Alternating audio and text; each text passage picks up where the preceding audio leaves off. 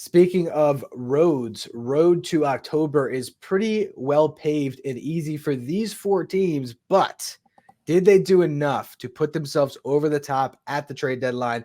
We're talking about the Dodgers, the Phillies, the Yankees, and the Orioles. We could throw the Guardians in that mix as well. You know what? Why don't we put them in there? Because they deserve to be in that conversation. We're actually working on our power rankings, and the Guardians are again at number 2. Actually, going through our top 10, I don't think I moved anybody in the top 7 because there just wasn't anything that really changed. I mean, these teams are all sort of there. Even the Yankees were probably the team that played the worst in July, but it's like, do I really move them out of that 5th spot that we had them at when they just had Jazz Chisholm, and it seems like some better vibes are on the way? But let's go contender by contender. We'll start with the team that I think did probably the best, and that's the Dodgers. Every year, they remake their roster at the deadline. They find a bunch of pieces. And between Jack Flaherty, we'll see what they get from Tommy Edman, but they sort of got Edman with the contingency of Amed Rosario to play that same utility infielder, play all over type role. Michael Kopech looks nasty there already. And then just for vibes, Kevin Kiermaier. What did you think about what the Dodgers did at this deadline? I thought they did an excellent job. I mean, no team really was able to go out and add a superstar player. There were teams that got players that were pretty good, and maybe with a couple tweaks, they're going to ascend to that next level. And we'll certainly talk about that when it comes to Jazz Chisholm. But the Dodgers, they can pick up just about anybody. And as soon as they bless that player with the Dodger blue, they take that extra step up. Right. And, we've seen kind of more shrewd moves in the last couple years, not Max Scherzer, not Trey Turner, but, smaller ones, Kike Hernandez, of course, Jason Hayward. You saw that with Amed Rosario last year. But with the guys they got this year, we're talking players who are borderline all-stars that are going to take that next step forward. Jack Flaherty now with the Dodgers, he's going to get a little bit better from what his best has been. Same thing for Edman. Same thing for Michael Kopech. I don't necessarily know you're going to get another tier above for Kevin Kiermaier, but to utilize a Gold Glove center fielder like that off of your bench or however you want to deploy them, I mean, those are serious tools, I think, that are going to play up incredibly well and are going to be, more than enough to get them across the NL West finish line. I know the Padres are making a little bit of a push right now, but these additions, I think, are going to add that much more value to the Dodgers than the players that the Padres acquired. Yeah, I'm with you. I think that, the Flaherty edition was much needed. So you get the best starting pitcher that you really could have, I think, which I think was huge. And then Kopech just being this underrated kind of throw into the trade. I mean, you watch him pitch the first time, he's blowing guys away. We've seen him do that, but now it just feels like, all right, they're going to figure out his usage. He's going to get more help than he ever has in his career when he was with the White Sox. And Michael Kopech's probably going to be pitching very meaningful innings in October. And then Tommy Edman is just that complete wild card where they've struggled to find an answer in center field and at shortstop. And this guy defensively can do it wherever you put him. So I really like what they did overall. I think it's sort of a low bar to climb at this deadline because nobody made the huge moves, but I think they did really well. And their top competition in the National League this year, the Phillies. Now, on a recent episode of the Just Baseball Show, I guess as you're watching this, I think it came out this morning, Jack was asking me the strengths and weaknesses of all these different teams. And I said the only weakness on the Phillies roster is that they're Goliath, where they are so good that the only thing that could possibly knock them down is that they are the best team right now. I really feel like they did a great job just adding to strengths.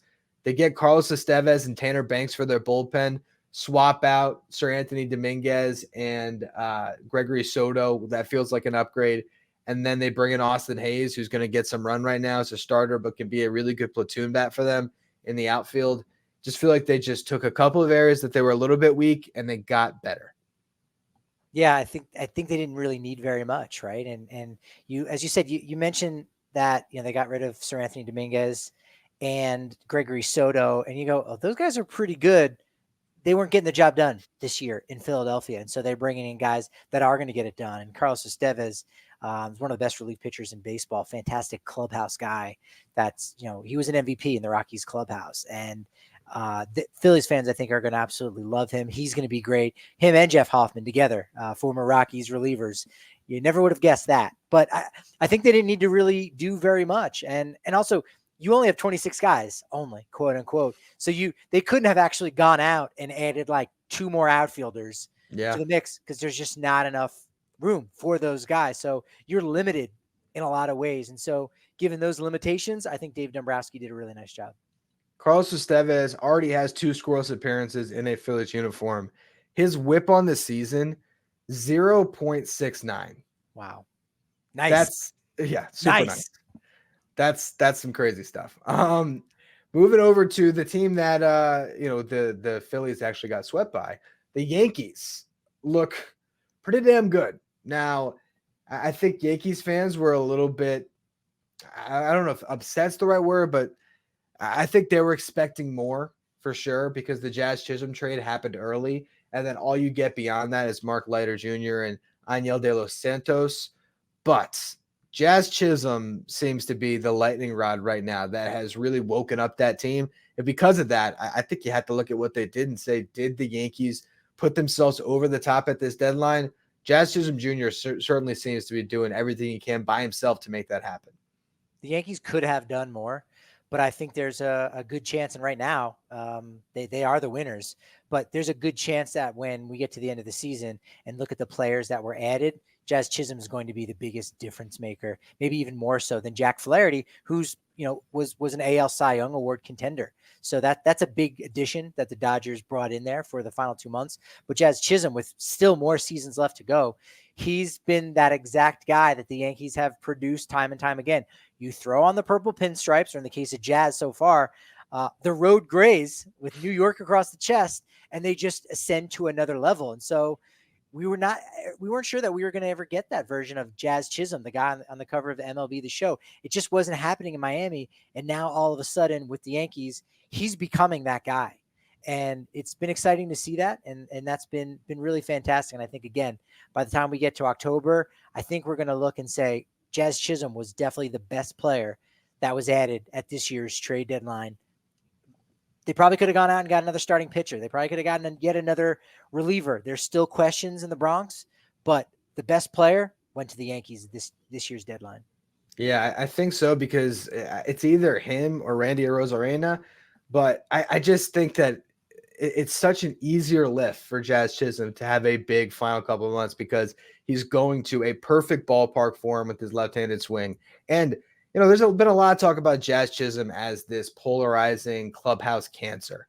It's different trying to get leadership from Miguel Rojas in Miami on a terrible team than getting leadership passed down from who he's already calling Cap, Aaron Judge, the best player in baseball. A guy like Jazz Chisholm, he's going to look at Aaron Judge and say, I'll listen to anything that guy tells me.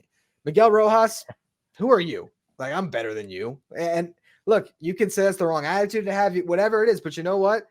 Jazz Chisholm is a confident guy. He's got a lot of swagger to him. This is the perfect situation to drop into and give them another difference maker. Yeah, right now, is he the third best player on that team outside of Judge and Soto? I think he might just be. That's how quickly he can just be such a spark for them. And I think we're seeing it right away, to your point, that he gets it. He sees this opportunity in New York alongside Judge and Soto. And we don't know what Soto's going to do this offseason, but he's going to be alongside Judge. He's going to be rubbing elbows with Derek Jeter. Like, this is an opportunity to ascend to the level that he hadn't up to this point. Because, like you said, he didn't have the same tutelage. He didn't have the same mentors. And now he is in a perfect spot to seize that opportunity. He already has. And you have to think he's smart enough to know, I can't let this slip through my fingers. I am never going to get another opportunity like this. And it feels so good to be this good.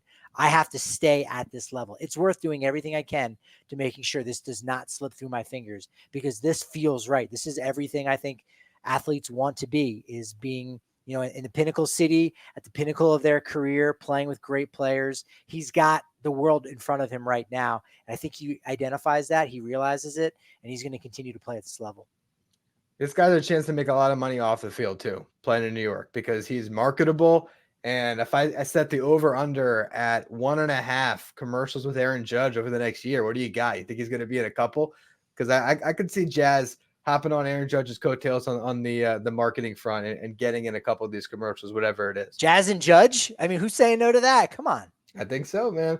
All right, so there's two more, I would say, top tier contenders in the American League. We'll start with the Orioles, who I think did a good job buying at this deadline. Now, were we a little bit disappointed because we had visions of the Orioles saying, you know what, Detroit, we're going to give you that offer that you just cannot refuse for Tarek Skubal. We're putting all the chips in. Maybe that wasn't available to them. Maybe they decided that the whole Garrett Crochet sweepstakes was a little bit too dangerous after the comments that he made. So instead, they settle on Zach Eflin and then Trevor Rogers. Let's start there. Did they do enough for their starting rotation? Yeah, they did. They did. Could they have done more? Yes. But the question is, did they do enough? I think they absolutely did. Now, the Trevor Rogers acquisition, I think, is a lot more about sustainability. I think Eflin, too. Instead of going out and getting a rental, which Crochet and Skubal were not rentals, you still have them for another year plus. But nevertheless, I think they did enough to bolster this roster without giving up major chips. Yes, they do lose Connor Norby to the Marlins in the Rogers deal.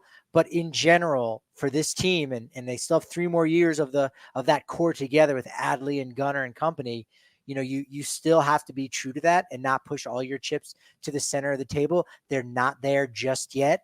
They're in that spot just before we saw Houston go on to win the World Series that year prior, before they got Justin Verlander. I think next year is going to be that year where they do finally push all the chips to the center. So did they do enough for this year's team for a postseason run?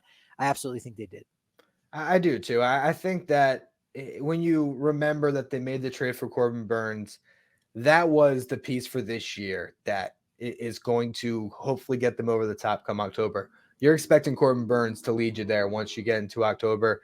And Zach Eflin is a really nice 3 to slide in behind him and G-Rod to give you a stable presence in a playoff series. So I think they did enough. And then they made some interesting other moves. You send out Austin Hayes to get some relief help.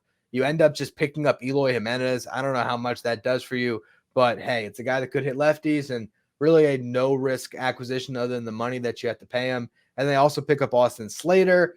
They get Sir Anthony Dominguez and Gregory Soto from the Phillies, which would be hilarious if those two teams meet in the World Series. And all of a sudden, those guys are pitching leverage innings. But I think they rounded out their depth in a proper way. And they made trades that they're not going to field beyond this season. And they have a long contention window beyond this season. Yeah, I thought it was a great job. I think Orioles fans are probably, pretty happy with it, at least a couple days out. I think they were disappointed. You're right, by not going out and getting a Tarek Skubal, a top guy that was in theory available at this year's trade deadline. But for what GM Mike Elias is doing and trying to win a World Series, you win a World Series not by putting your best foot forward in a single year, because anything can happen. There's a gauntlet once you get to the postseason. It's getting the most bites at the apple. It's getting multiple years that you can say, we got a really great team. And in each of those individual years, adding at the deadline to fill in those holes that were created by the first 4 months of the season. And so he went out and did exactly that. Now it's just a matter of wait and see what happens in October. And you know what? To make it even better, right after the deadline, you call up both Jackson Holliday and Kobe Mayo. Now you see which one of those two guys is going to hit, and then you have at some point Jordan Westbrook will come off the IL. Either someone gets slid to the bench, someone goes to the outfield. I mean, they got an embarrassment of riches. I look at the Orioles, and I still view them as the favorites in the American League.